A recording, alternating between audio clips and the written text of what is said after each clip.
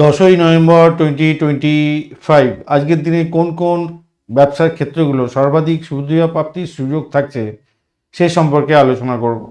আজকের দিনে মিডিয়া এবং যোগাযোগের জায়গাগুলো খুব ভালো হবে। Digital marketing, ad agency, content creation, social media management, পরিবহন এবং লজিস্টিকের ক্ষেত্রটা ভালো হবে। কুরিয়ার, ডেভেলপমেন্ট, ট্রান্সপোর্ট, ব্যবসা বাণিজ্য, শিক্ষা সংক্রান্ত ক্ষেত্র, কোচিং সেন্টার, অনলাইন কোর্স এবং বই, স্টেশনারি দোকান, কৃষিভিত্তিক কাজকর্ম, বীজ এবং সার, কৃষিভিত্তিক যন্ত্রপাতি বিক্রয় ভালোর দিকে যাবে।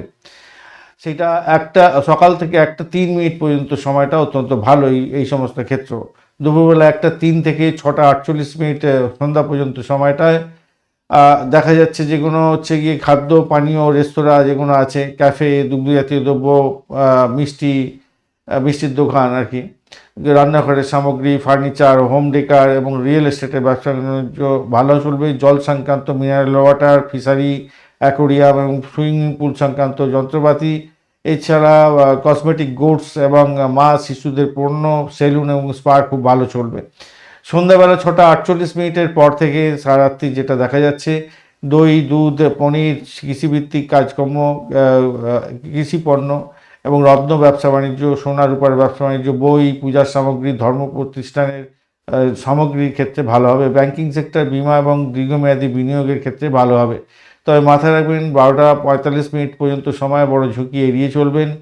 আর নতুন কোনো বিনিয়োগ যদি চান সেক্ষেত্রে একটু সতর্কতার সঙ্গে এগোতে হবে।